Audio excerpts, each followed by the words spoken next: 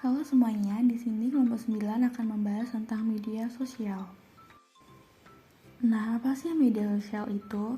Media sosial dapat dipahami sebagai suatu platform digital yang menyediakan fasilitas untuk melakukan aktivitas sosial bagi setiap penggunanya.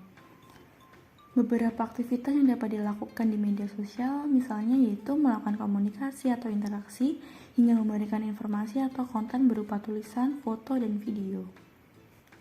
Nah, selanjutnya ada fungsi media sosial. Fungsi media sosial ada 4. Yang pertama, ada komunikasi. Yang kedua, ada branding produk. Yang ketiga, ada tempat usaha. Dan yang terakhir, ada marketing. Nah, ada pun jenis-jenis media sosial. Yang pertama, ada Weblogs. Contoh media sosial layanan blog yaitu seperti WordPress dan Blogger. Yang kedua, ada social blog. Dalam layanan ini, pengguna biasanya saling mengirim pesan, informasi, foto, hingga video. Contoh media sosial layanan jejaring sosial adalah Facebook dan LinkedIn. Yang ketiga ada microblogging. Meskipun memiliki layanan dan kegunaan yang hampir sama dengan blog, tetapi jenis media sosial ini menyajikan halaman yang lebih ringkas. Salah satu contoh layanan blog mikro adalah Twitter. Yang keempat ada podcast seperti YouTube. Yang kelima ada forum internet.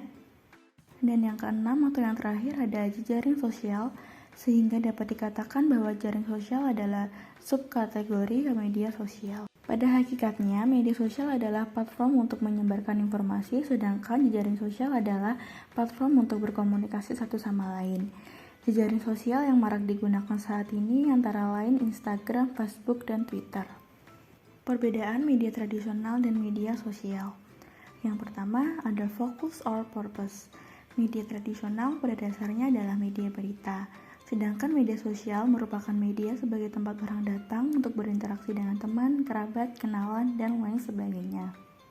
Yang kedua, the creation and dissemination of content. Media tradisional didasarkan pada prinsip one to many, artinya hanya editor yang dapat memutuskan berita untuk membaca. Sedangkan media sosial adalah media yang bekerja berdasarkan prinsip many to many, setiap individu dapat membuat dan berbagi konten. Yang ketiga ada interactivity. Media tradisional diawasi dengan ketat. Semua komunikasi adalah satu arah, yaitu dari editor ke pembaca. Sebaliknya, media sosial memungkinkan pengguna untuk mengomentari konten yang dibuat oleh teman, kerabat, atau kelompok mereka. Yang keempat, speed. Media tradisional membutuhkan waktu untuk menyebarkan informasi kurang lebih 1 atau 2 hari. Sedangkan pesan atau informasi yang dipublikasikan melalui situs media sosial dapat diakses secara instan. Yang kelima ada convergent. Media tradisional hanya dapat bekerja dalam satu format, baik secara cetak atau sebagai radio atau sebagai televisi. Sedangkan media sosial adalah media yang benar-benar convergent. Pengguna dapat mempublikasikan konten secara teks, audio, video, grafik, atau foto di situs media sosial. Karakteristik media sosial. Untuk dijadikan sebagai media sosial, situs web harus memiliki 7 karakteristik utama, yaitu yang pertama ada web space atau ruang web. Situs web harus menyediakan ruang web gratis bagi pengguna untuk mengunggah konten. Yang kedua ada web address atau alamat web. Pengguna diberi alamat web unik yang menjadi identitas web mereka. Yang ketiga membangun profil. Pengguna diminta memasukkan detail pribadi seperti nama, alamat, tanggal lahir, pendidikan, dan detail profesi. Yang keempat, terhubung dengan teman. Pengguna didorong untuk memposting pembaruan data pribadi dan profesional, kemudian situs tersebut dapat menjadi platform untuk menghubungkan teman dan kerabat. Yang kelima, mengunggah konten secara real time. Situs menyediakan alat untuk memposting konten secara real time. Konten dapat berupa teks, gambar, audio, atau video. Yang keenam, mengaktifkan percakapan. Anggota diberi hak untuk mengomentari postingan yang dibuat oleh teman dan kerabat. Yang ketujuh, postingan memiliki penanda waktu. Setiap postingan diberi penanda waktu sehingga membuat pengguna mudah untuk mengikuti postingan. Selanjutnya, untuk pembagian detail aplikasi berbagi media sosial meliputi kriteria berikut, yaitu yang pertama, social networks, contohnya Facebook, Twitter, dan LinkedIn. Mengapa user menggunakan jenis social networks ini? User menggunakan jenis social network ini untuk terhubung dengan orang dan brand atau merek secara online. Yang kedua, ada media sharing networks atau jaringan berbagi media. contohnya Instagram, Snapchat, dan YouTube. Mengapa user menggunakan jenis media sharing network? User menggunakan jenis media sharing network untuk mencari dan berbagi foto, video, live video, dan media online lainnya. Yang ketiga, discussion forum atau berbagi berita dan ide. Contohnya Reddit, Quora, dan Digg. Orang menggunakan network ini untuk mencari, berdiskusi, berbagi berita, informasi, serta opini. Yang keempat, bookmarking and content curation network atau jaringan bookmarking dan kurasi konten. Contohnya Pinterest dan Flipboard. User menggunakan network ini untuk menemukan, menyimpan, berbagi, dan mendiskusikan konten dan media baru dan sedang tren. Yang kelima ada consumer review networks atau jaringan review dari konsumen. Contohnya Yelp, Zomato, dan TripAdvisor. Mengapa user menggunakan network ini? User menggunakan network ini untuk mencari, mengulas, dan berbagi informasi tentang merek, produk, layanan, restoran, serta tujuan wisata. Dan yang keenam ada blogging and publishing networks atau mempublikasi konten secara online. Contohnya WordPress, Tumblr, dan Medium. Mengapa user menggunakan jaringan ini? User menggunakan jaringan ini untuk menerbitkan, menemukan, dan mengomentari konten secara online. Yang ketujuh ada interest-based network atau berbagi minat dan hobi. Contohnya Goodreads, Host, dan Last.fm. Mengapa user menggunakan jaringan ini? User menggunakan jaringan ini untuk terhubung dengan orang lain dengan minat atau hobi yang sama.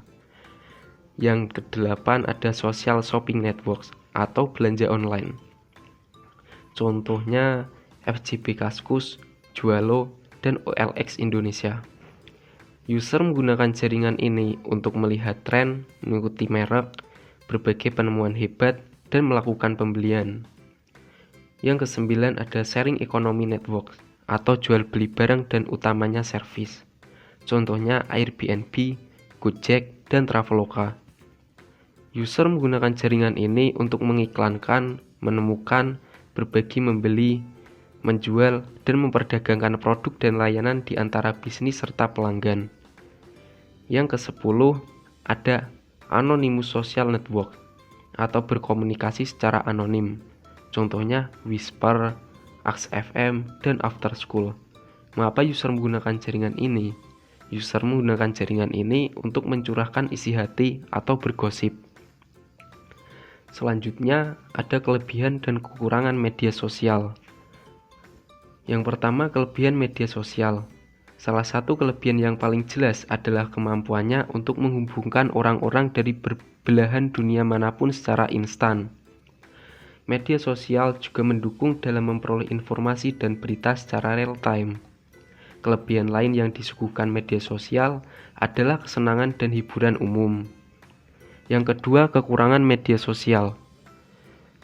Masalah privasi juga telah menjadi perhatian yang semakin besar dalam menggunakan media sosial saat ini. Kekurangan lain dari media sosial lainnya adalah berpotensi menimbulkan cyberbullying.